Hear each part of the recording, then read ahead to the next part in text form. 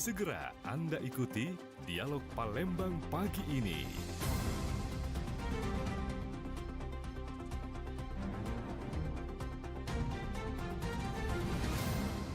Assalamualaikum warahmatullahi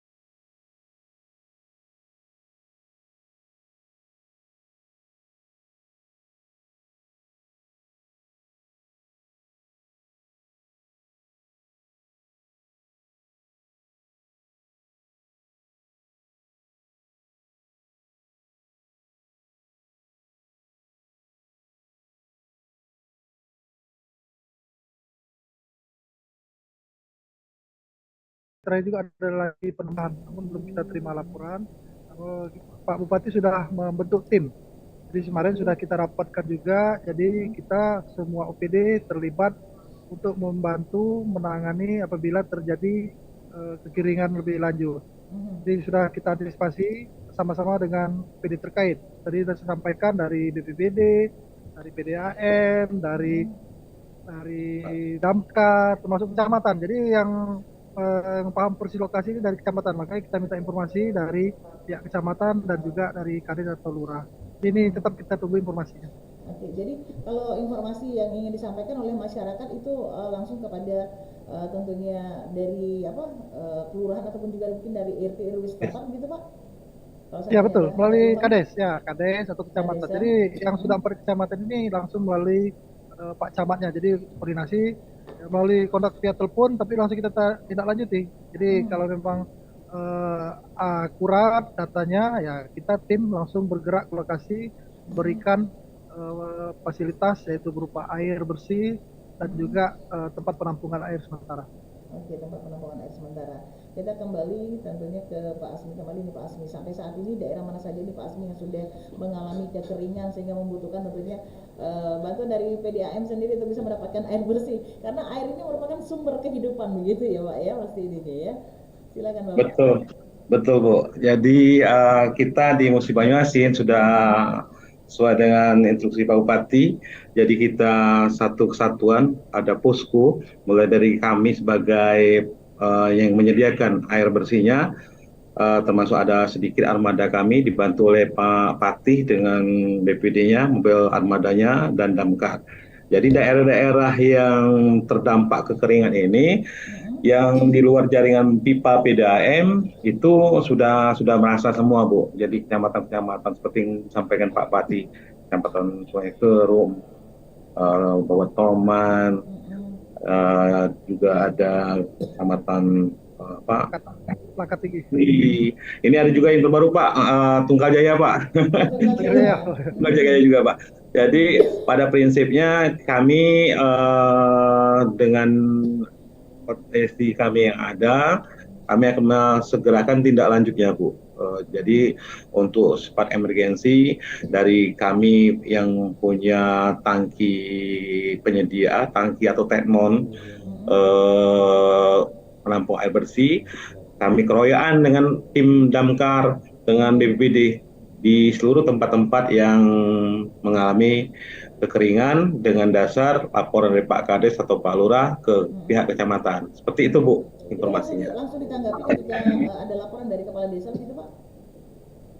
Itu koordinasi. Jadi koordinasinya Bu ya dari Pak Kades, begitu Pak Kades kan menginventarisir wilayah. Kalau yang untuk daerah yang tidak ada jaringan PDAM biasanya cepat itu langsung melapor karena mereka punya sumur-sumur yang sudah mulai kering-kering. Terus dari Pak Camat memang informasikan ke posko, dari kita di posko memberikan kiriman air bersih melalui mobil tangki dan tekmon ya Bu.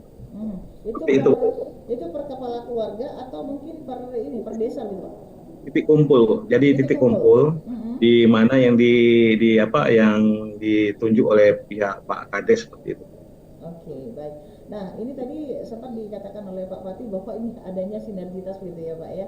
Ya, seperti itu. Sendiri begitu Pak Patih ya. Kemudian juga antara BPBD dan juga tentunya yang lainnya begitu, OPD lainnya yang tentunya membutuhkan sinergitas. Nah, sinergitas ini seperti apa nih agar bisa saling berkolaborasi untuk bisa tentunya menghadapi kekeringan ini di MUBA itu sendiri, Pak. Silakan Pak Patih. Baik. Jadi memang koordinasi kita jadi memang koordinasi kita memang pertama melalui Baipun ya. Kita terima laporan, sudah itu kita konfirmasi lagi dengan camat. Nah, karena berkembang sudah ada beberapa kecamatan, kemarin sudah terbentuk. Jadi kita sudah bentuk grup Bu. Jadi sudah terbentuk grup penanganan ini yang kemarin langsung dipimpin oleh Pak Asisten 2 sesuai dengan arahan Pak Bupati. Jadi kita sudah membentuk grup termasuk OPD dan seluruh camat. Jadi apabila terjadi kekeringan, ya camat langsung menyampaikan di grup, nah akan segera kita lanjuti. Kalau sudah camat WA ya kita yakin insya Allah Betul, Pak.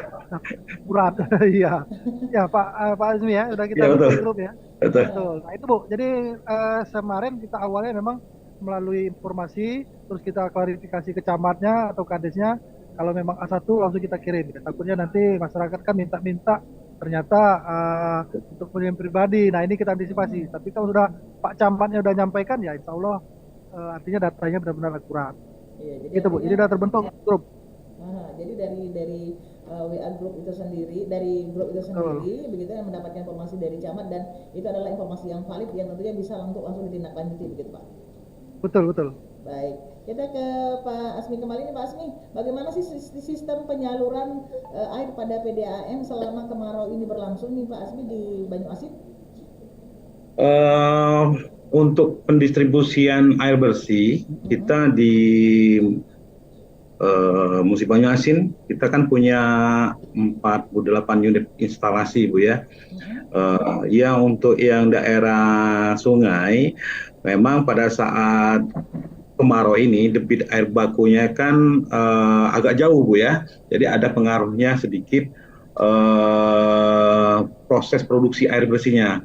Sedangkan permintaan kebutuhan pelanggan ya Bu ya, kita cerita pelanggan PDAM semakin meningkat. Jadi kami di sini memperpanjang jam operasinya Bu. Ya insya Allah kalau tidak ada gangguan mati listrik ya alhamdulillah kita masih tetap operasi.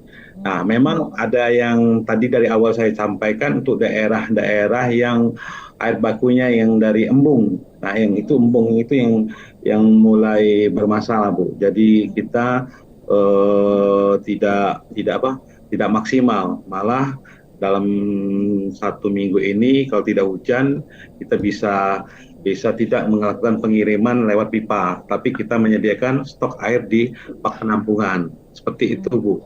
Ini kenapa embung menjadi persoalan Pak?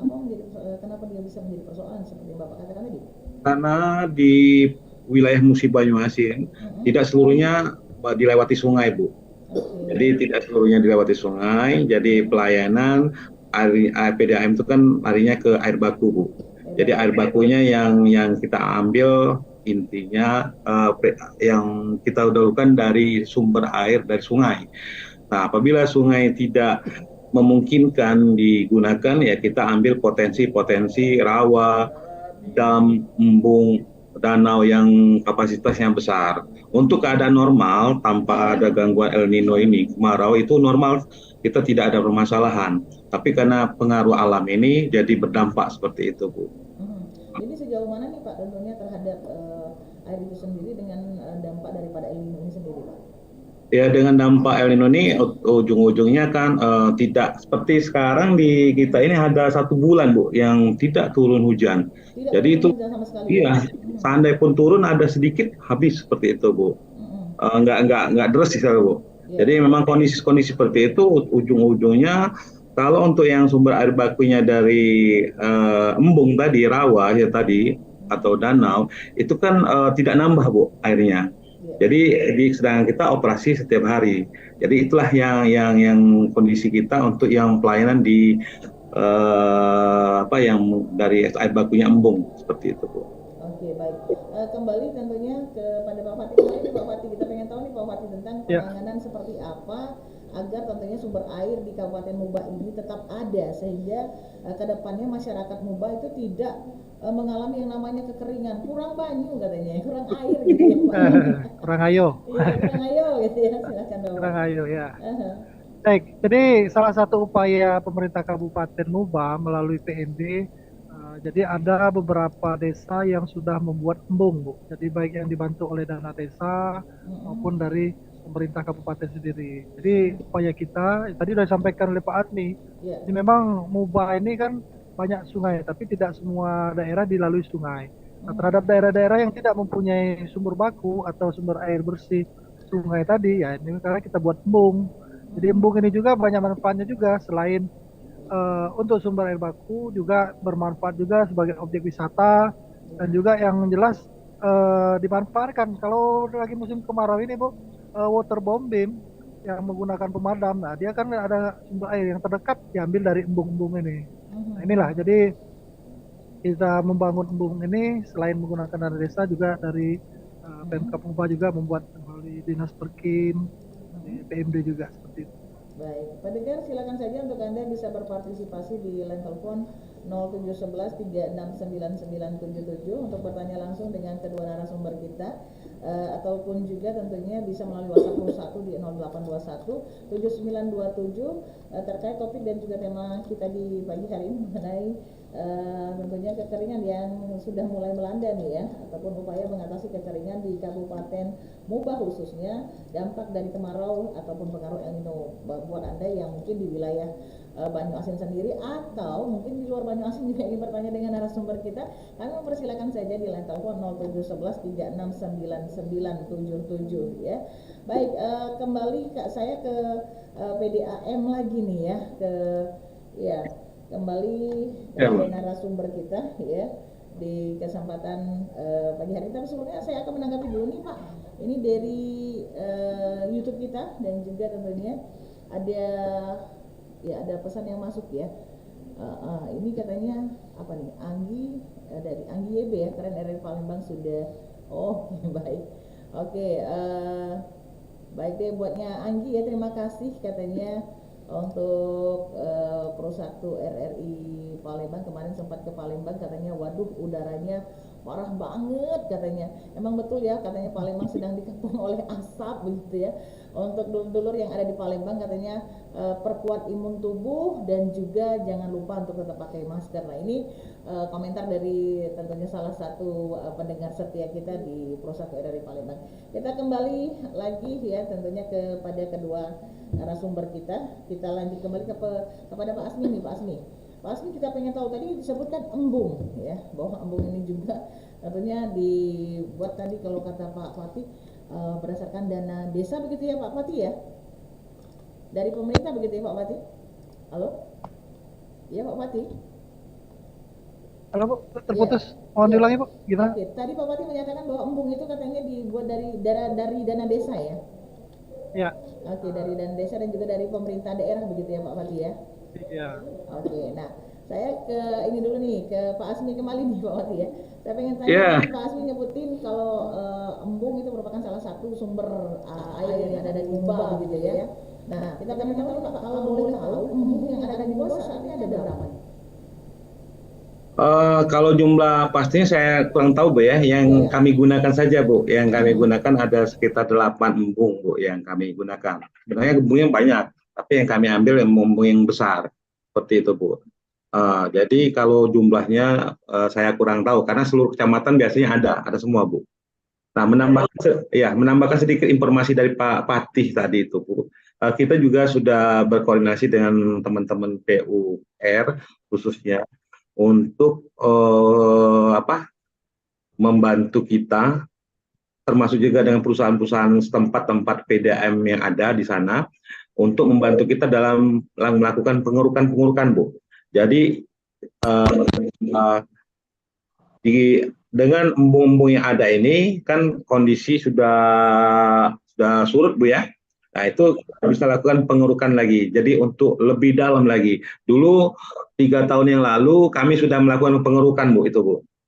Jadi setelah sampai sekarang 3 tahun kemarin kita tidak terjadi kekeringan. Nah, mungkin tahun ini kita akan keroyokan juga Bu untuk melakukan pengurukan. Di samping kita juga melakukan survei dengan teman-teman geolistrik untuk mencari titik-titik sumber air baku yang bakalnya dijadikan sumur bor, seperti itu Bu yang kita lakukan sekarang ini.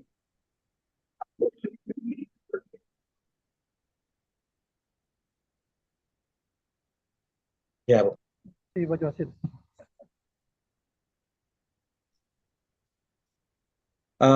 Saya garis bawahi dulu Bu, itu untuk daerah-daerah yang tidak mempunyai sungai Bu.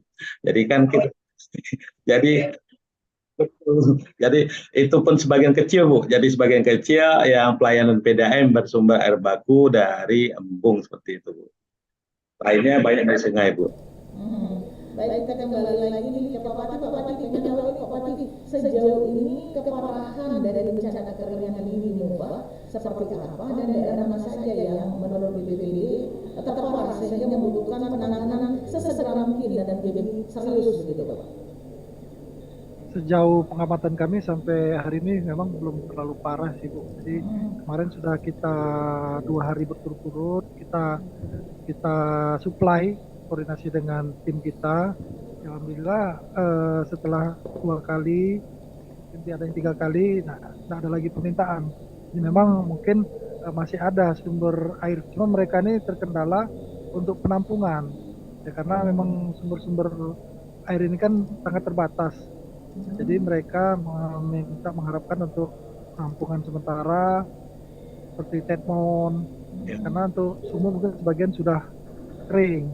Jadi kalau memang untuk parah sekali mungkin belum, karena kemarau kita kan baru dimulai pada pertengahan Agustus kemarin.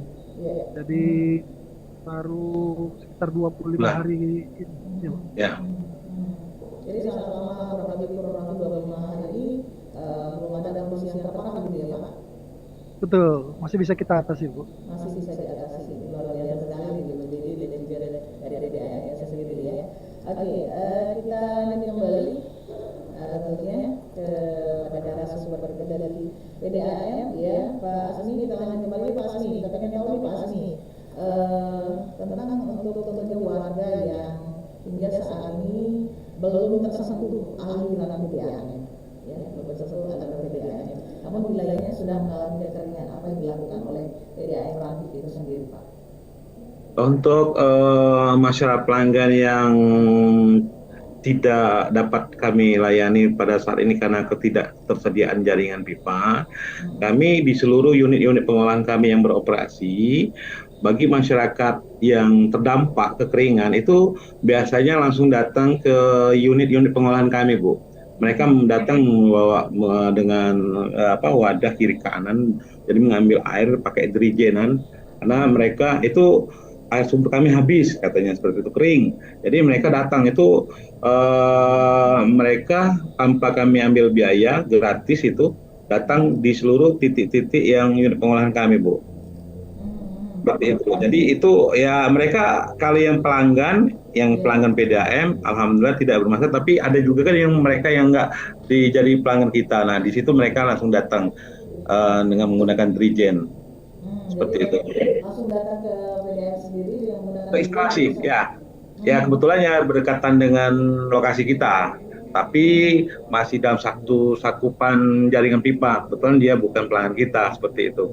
Jadi, nah untuk daerah-daerah yang jauh seperti kata Pak Pati tadi, sesuai dari informasi dari Pak Kades, terus sampai ke Pak Camat, daerah terdampak itu langsung kita tindak lanjut dengan pengiriman drop mobil tangki dari kami PDAM atau dari BPD ataupun dari Damkar, seperti itu Bu.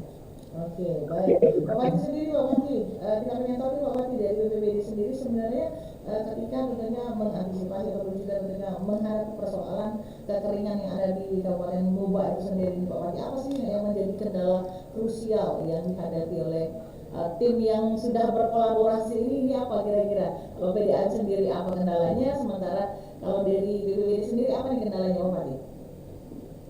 Jelas kalau dari kami mempunyai 3 kendaraan tangki suplai air, 3 juga pemadam. Mas, karena ini kan musim kemarau Bu. BPBD ini ya namanya Badan Penanggulangan Bencana, semua bencana kita handle.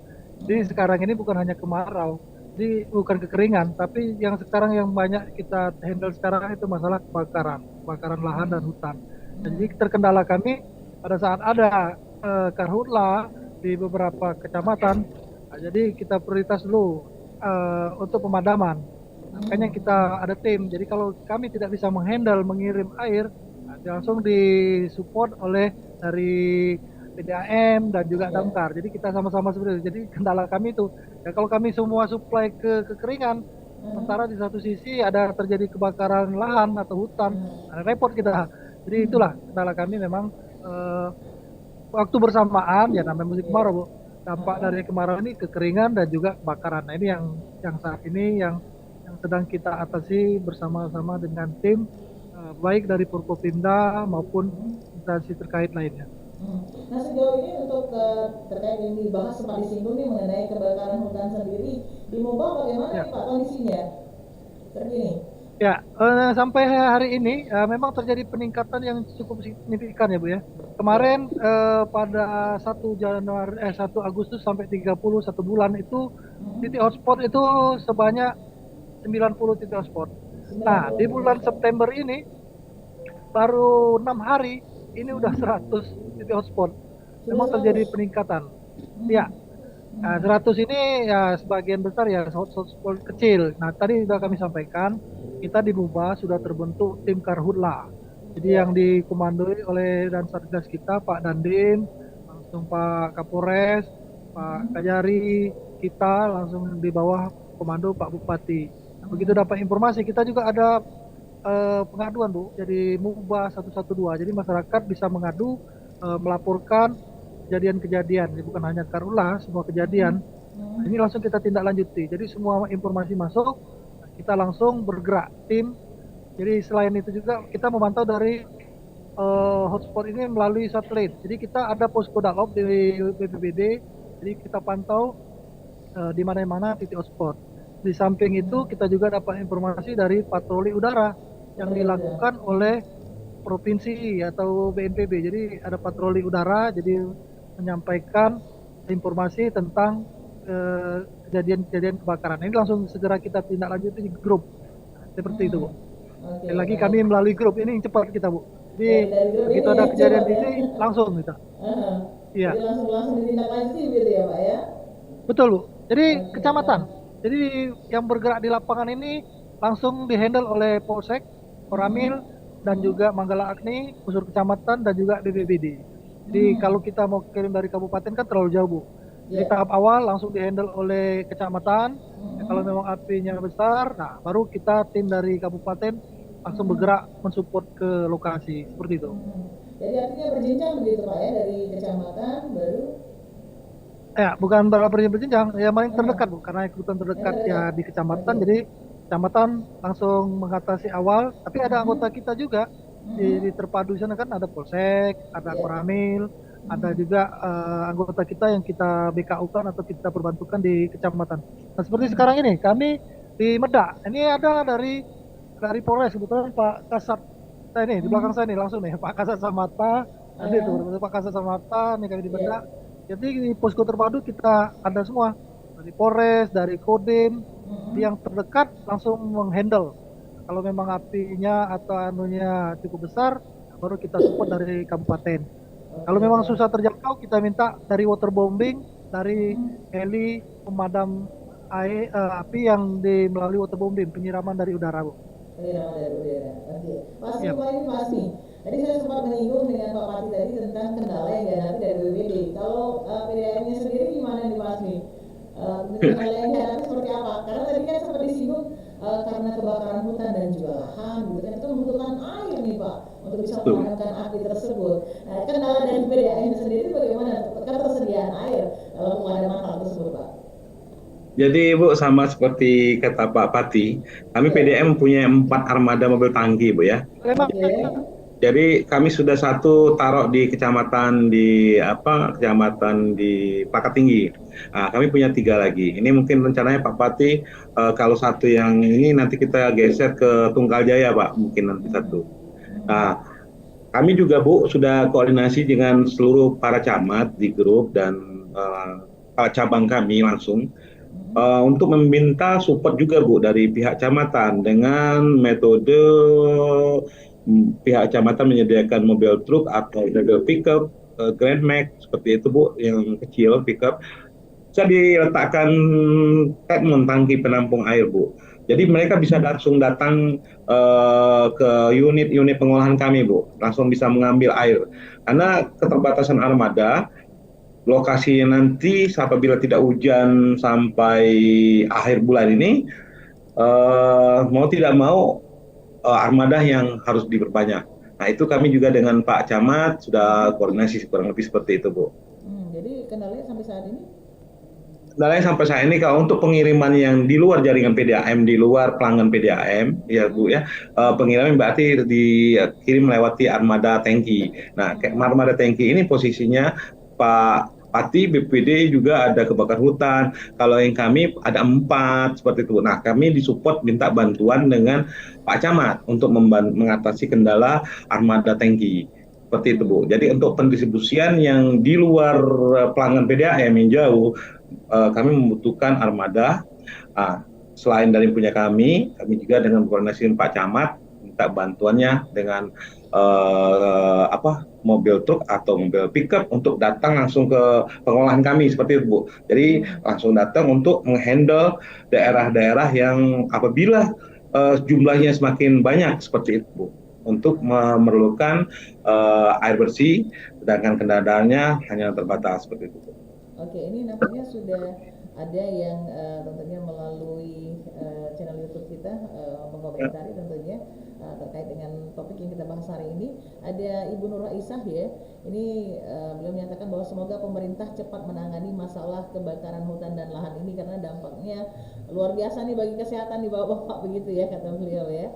Kemudian ada dari ya Ibu Rita ya, katanya gimana kalau masyarakat yang terimbas itu bisa diundang juga katanya. Sukses untuk RRI. Jadi yang terimbas ini bukan cuma sekedar dari BPBD-nya sendiri, bukan dari PDAM-nya sendiri.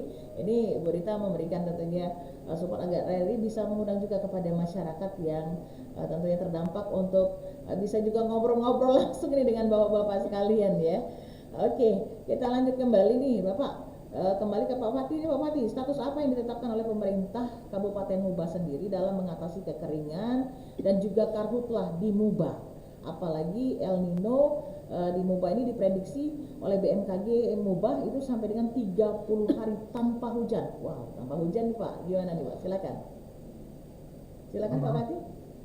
Ya, jadi memang baik, memang pemerintah Kabupaten Muba melalui Pak Bupati sudah menetapkan status siaga, status siaga darurat kita khususnya karhutlah, antisipasi kebakaran hutan ini.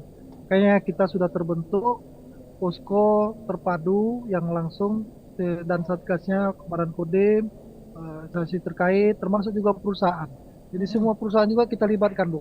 Jadi bukan hanya pemerintah, perusahaan, masyarakat juga kita libatkan. Jadi apabila sekali lagi kami ulangi, apabila terjadi kebakaran, ya, semua stakeholder ini kita sama-sama. Jadi bukan hanya tanggung jawab pemerintah, tapi juga masyarakat juga kita minta. Karena yang paham di lokasi awal ini dari masyarakat lah. Minimal masyarakat menyampaikan informasi ke kita. Yang kedua ya masyarakat kalau bisa ya mengatasi dulu. Karena untuk bergeraknya pasukan kita, tim kita ke lapangan kan perlu waktu. Nah, inilah yang perlu kita informasikan ke masyarakat, punya dukungan dari masyarakat, perusahaan untuk sama-sama mengatasi khususnya karhutlah seperti itu. Oke, baik. Kita ke Pak Asmi kembali nih Pak Asmi. Ini kembali kepada air baku nih Pak Asmi. Saat ini kan kondisi sungai juga mengalami kekeringan dan juga mungkin tentunya ya keruh ya. Ini airnya jadi keruh nih, nggak bersih gitu nih Pak Asmi ya. Nah, kira-kira bagaimana PDAM Tirta Randik ini menghadapi hal tersebut, menyikapi hal tersebut nih Pak Asmi. Silakan Pak Asmi. Baik Bu, memang kondisi kemarau ini air baku walaupun di sungai kan semakin mendekati ke pinggiran tanah ya Bu ya. Nah di sini kami PDAM untuk pendosisan bahan kimia kami telah mempersiapkan katalisator polimer untuk mempercepat pemberatan plok atau lumpur halus. Jadi itu sudah kami sebar seperti di PDAM kami di Sungai Lilin, Peninggalan, Sudi Damai yang kategori yang air bakunya lumpur berat, kategori berat mengandung lumpur itu sudah kami supply. Jadi insya Allah hasil air yang kita produksi sampai saat ini mudah-mudahan masih sesuai aturan seperti Menkes yang membicarakan air sebelum kami kirim. Jadi sudah kami tambah satu polimer katalisator untuk memperberat lumpur plok halus yang ada di unit pengolahan kita Bu. Seperti itu. Oke. Kalau misalnya segmentasi airnya itu mengalami penurunan, Pak, ini kan mengingatkan prediksi BMKG ini 30 hari ke depan. Nah, selain embung dan juga sungai, sumber lainnya kira-kira apakah ada nih, Pak, yang menjadi alternatif? Untuk alternatif itu kita sudah mengundang tim untuk melakukan geolistrik, Bu ya. Jadi untuk mencari titik air bawah tanah yang terdalam. Nah, ini sudah kita panggil untuk mendeteksi tempat titik-titik kita yang daerah air baku yang bermasalah. Insya Allah kalau dapat datanya untuk jadikan program kita ke depan, Bu. Nah, untuk kalau yang sungai yang melakukan sedimentasi, alhamdulillah kita tidak mantap, Bu, tempat pengisapannya kita tambah dengan ponton mobile. Jadi pada saat dia sedimentasi kita bisa masih dorong ke tengah, istilah tuh, Bu, cari ke tempat airnya. Jadi kita panjangin pipanya, selangnya seperti itu, Bu. Jadi untuk daerah yang bersedimentasi itu kita geser ponton mobilenya, Bu. Oke. Pak Fatih, kita kembali ke Pak Fatih nih, Pak Fatih. Terkait dengan kebakaran hutan nih, Pak Fatih. Ini kan katanya kalau misalnya kebakaran hutan ini kebanyakan terjadi selain memang ya mungkin karena cuaca yang panas gitu ya, Pak Fatih ya. Kemudian akhirnya membuat terjadinya titik hotspot begitu, titik api nih, Pak Fatih.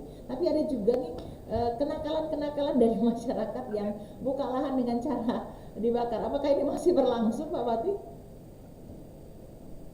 Ya baik, nah ini anggota kita langsung masih standby nih, Pak Kasat. Jadi emang untuk karhutla ini namanya ada api, ada asap. Asap itu ada penyebab. Nah ini.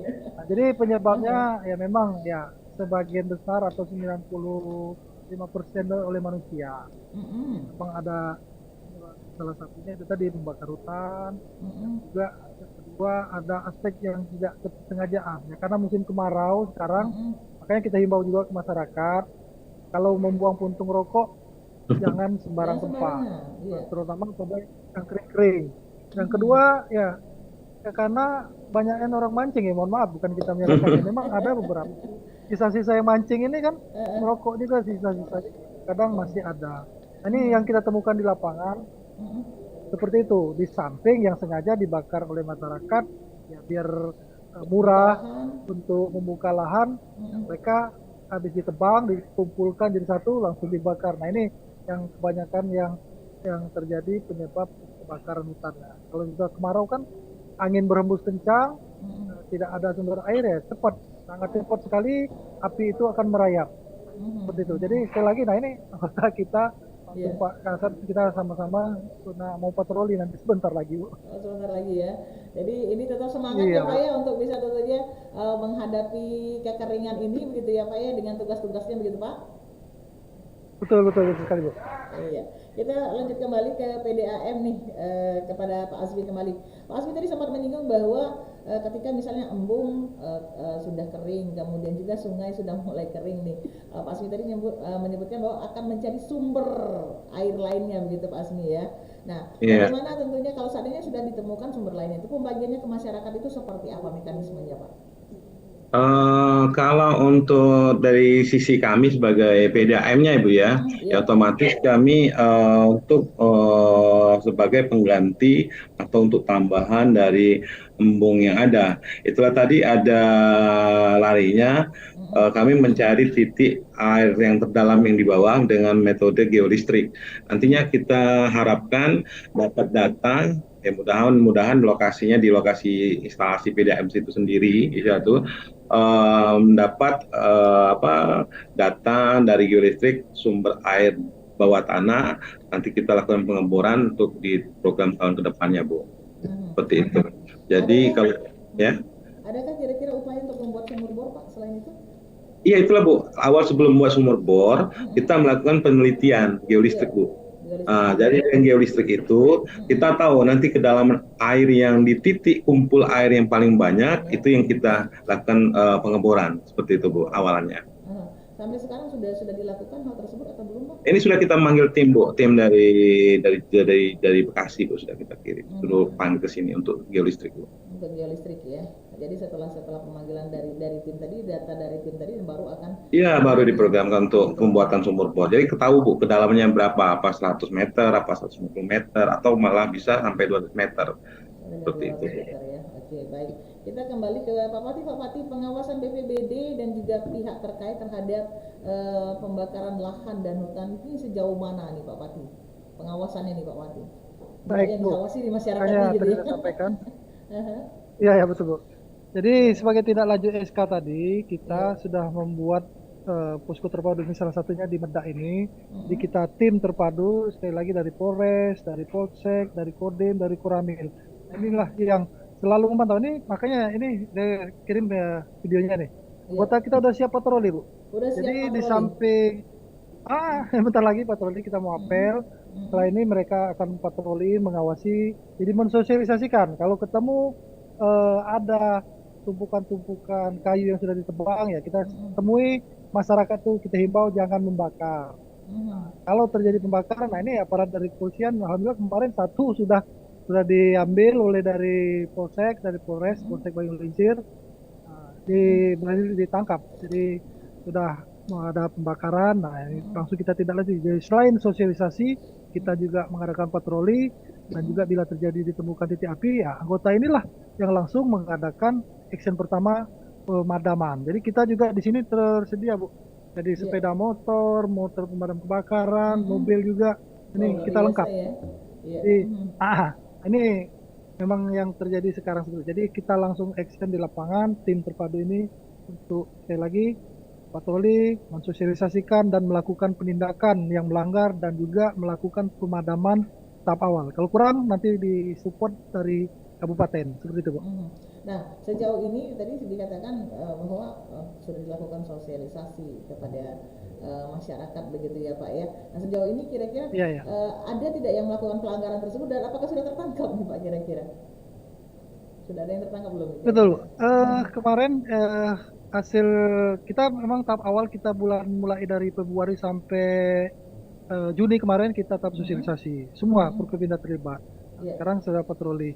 Dari hasil kemarin juga ada paparan, sudah ada 2 pelaku yang pembakaran hutan sedang diproses oleh Polres.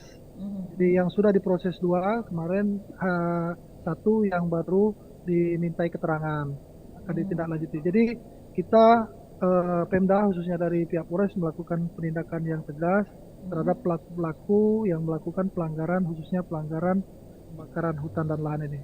Sanksi seperti apa Pak yang tentunya diberikan kepada tentunya pelaku pelanggaran tersebut Pak? Kalau terbukti. Sanksinya sesuai dengan undang-undang. Jadi undang-undang yang dilanggarnya cukup banyak ya. Undang-undang lingkungan hidup, undang-undang kehutanan, dan juga yang lebih parah ya undang-undang KUHP. Jadi ya, memang belum sampai di proses pengadilan. Ini baru masih proses memintai keterangan dan sudah juga masih dalam proses pemintai keterangan lebih lanjut. Jadi belum ada penetapan sebagai tersangkanya Bu. Masih dalam proses. Tapi sudah ini membuat shock terapi ke masyarakat, ya jangan sampai melakukan pelanggaran-pelanggaran tersebut. Jangan sampai melakukan pelanggaran-pelanggaran tersebut.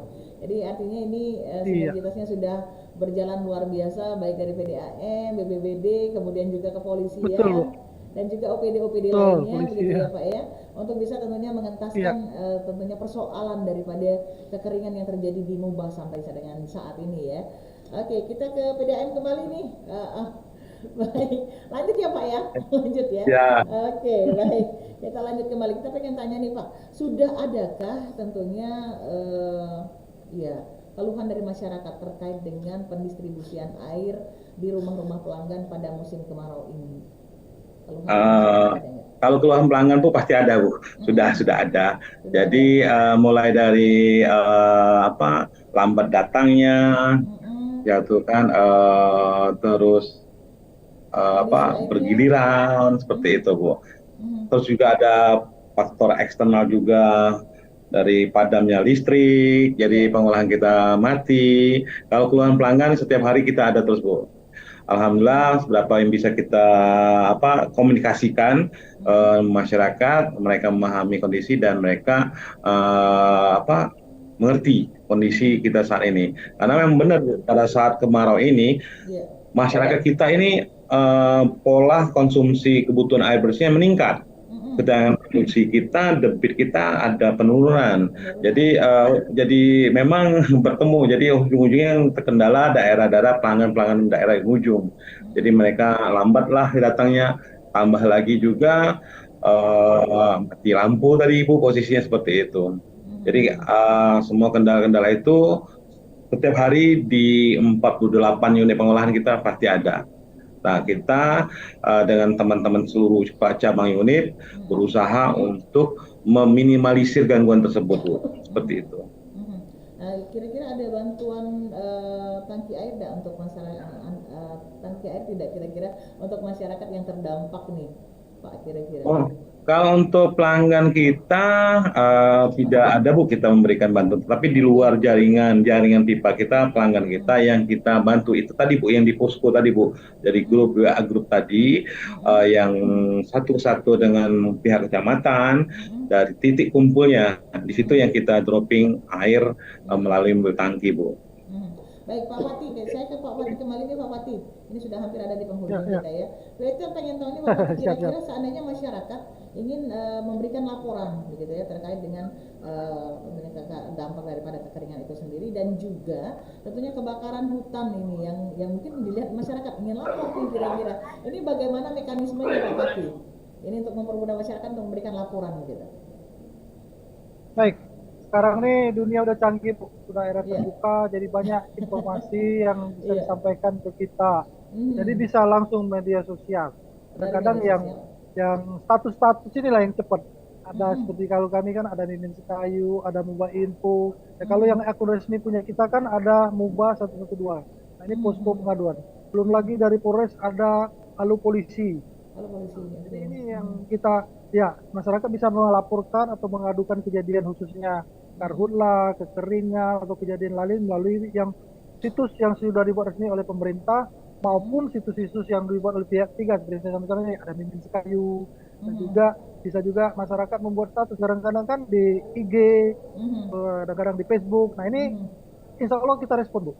Di kami sudah sepakat tim terpadu ini. Gitu ya, Pak, ya? Betul, karena tidak langsung Bu. Memang inilah target utama dari pimpinan kita, baik Bupati, Pak Kapolres, Pak Dandim seperti itu Bu. Oke, baik. Kembali di Pak Asmi. Pak Asmi, kalau untuk PDAM sendiri, kalau seandainya masyarakat ingin melakukan laporan begitu Pak Asmi terkait dengan tentunya keluhan mengenai debit air ataupun juga kebutuhan air bersih, ini kira-kira kemana nih kalau untuk PDAM sendiri nih Pak Asmi? Kita kalau untuk di seluruh unit pengolahan itu sudah langsung menghubungi ke cabang unit kita Bu. Untuk terpusat kita punya kontak telepon ke kantor pusat kita yaitu untuk melakukan keluhan pelanggan pengaduan itu ke nomor telepon 0714 321 341 betul ya 0714 321 628 ya. 628, oke. Dan Bapak ini nampaknya sudah ada yang ingin bertanya nih dengan kedua narasumber kita. Halo, assalamualaikum.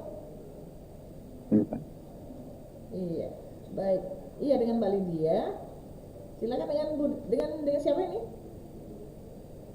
Oke, Bu Dewi, silakan Bu Dewi untuk mungkin bertanya dengan kedua narasumber kita. Ya, pagi. Selamat pagi Bu. Pagi Bu.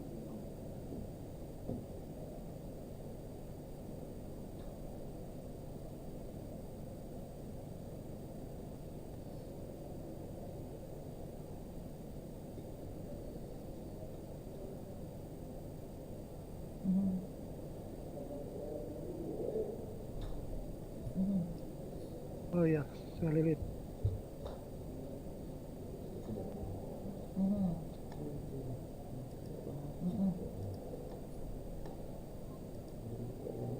Bukan.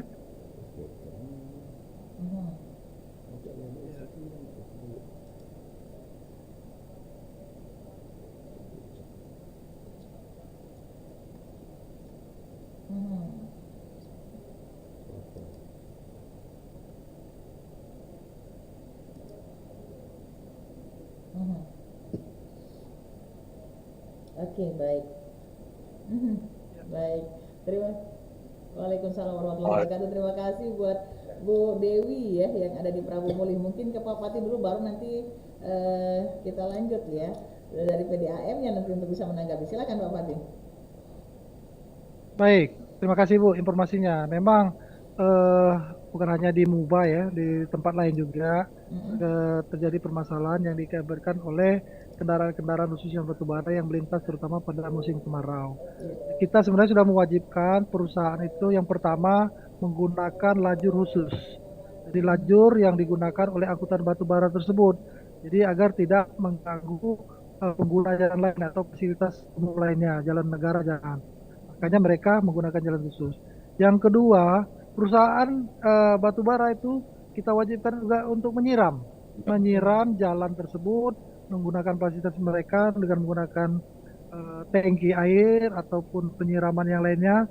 Pokoknya mereka harus menyiram, jangan sampai menimbulkan atau merugikan masyarakat. Yang pasti karena banyak debu, otomatis akan berterbangan mengotori jalan, rumah, dan juga yang kita khawatirkan takutnya menyebabkan timbulnya penyakit. Ini sudah kita laksanakan, Bu. Jadi khusus untuk angkutan batubara, mereka harus melintas di jalan khusus yang sudah disediakan. Yang kedua, wajib melakukan penyiraman pada lokasi-lokasi yang rawan, khususnya yang berdebu. Seperti itu, Bu. Baik, mungkin Pak Asmi akan menambahkan mungkin dari jawaban dari Pak Fatih tadi terkait dengan pertanyaan Bu Dewi di Prabu Mulih.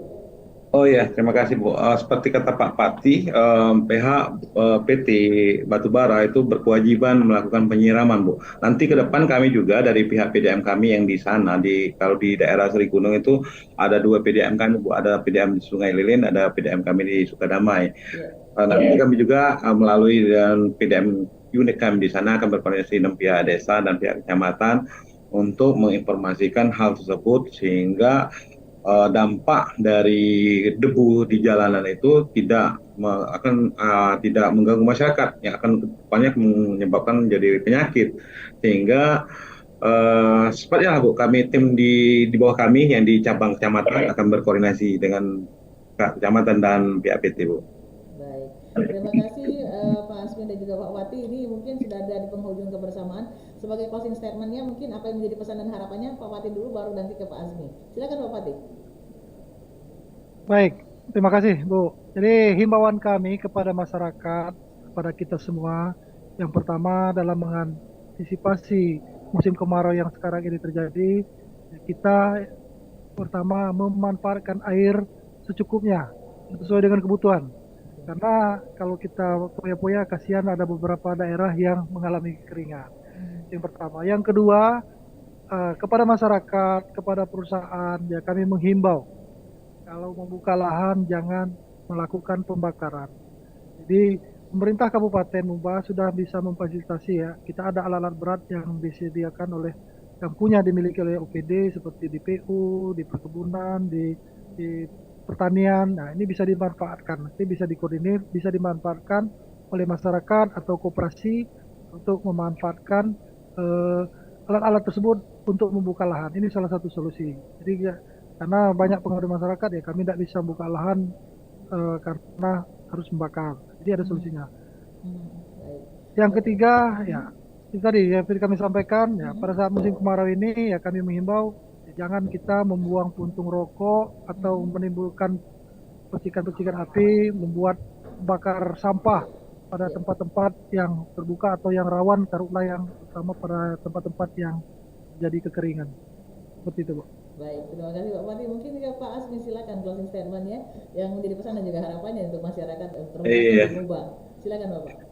Baiklah Bu, terima kasih. Mungkin himbauan kami dari PDAM untuk kepada masyarakat khususnya pelanggan PDAM dahulu bahwa bijaklah menggunakan air di kondisi saat ini, jangan boros, jangan menggunakannya yang tidak tepat seperti mencuci mobil, menyiram mencuci motor, mungkin dilakukan sehemat mungkin karena masih ada masyarakat kita yang lain juga yang membutuhkan.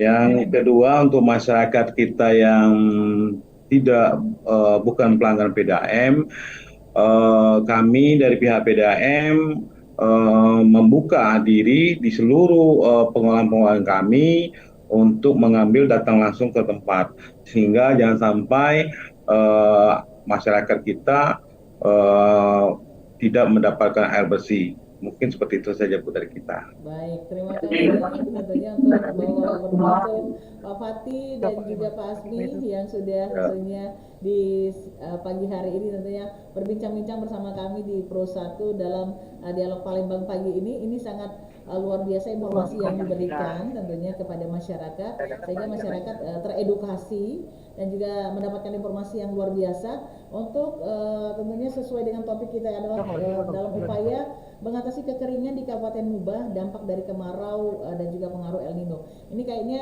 nampaknya Pak Pati sudah siap-siap ini dengan rekan-rekan untuk menjalankan tugas Pak Pati ya. Ini adalah tugas mulia yang luar biasa. Kita yang pasti dari RRI mengucapkan semangat yang pasti untuk Pak Fatih dan juga rekan-rekan yang ada di sana, begitu juga dari PDAM juga terhadap kontribusinya terhadap masyarakat yang ada di Banyu Asin tentunya. Dan sekali lagi terima kasih untuk tentunya Musi Banyu Asin Bu. Musi Banyu Asin Bu. Musi Banyu Asin ya. Oke, dan di kesempatan tentunya pagi hari ini terima kasih untuk kehadirannya di Zoom kita tentunya di perbincangan kita dalam dialog Palembang pagi ini. Dan sampai di sini tentunya kebersamaan kita. Sekali lagi selamat pagi dan selamat berkarya Bapak-bapak sekalian. Assalamualaikum warahmatullahi wabarakatuh. Waalaikumsalam warahmatullahi wabarakatuh. Waalaikumsalam warahmatullahi wabarakatuh. Izin meninggalkan Bapak Bu. Baik. Baik pendengar dimanapun Anda berada, tadi baru saja kita ikuti dialog Palembang pagi ini dengan tentunya kedua narasumber kita, yaitu Bapak Fatih Ridwan SE ATMM ya. Beliau adalah Kepala BPBD Musi Banyu Asin ya. Dan juga Bapak Asmi Zulpan ST, beliau adalah Dirut Perumdam air minum ya, Perumda air minum Tirta Randi Kabupaten Muba, dengan topik adalah mengenai upaya atasi kekeringan di Kabupaten Muba, dampak dari kemarau dan juga pengaruh El Nino. Dan tentunya terima kasih untuk kebersamaan Anda di Pro 1 Palembang dalam dialog Palembang pagi ini. Wassalamualaikum warahmatullahi wabarakatuh.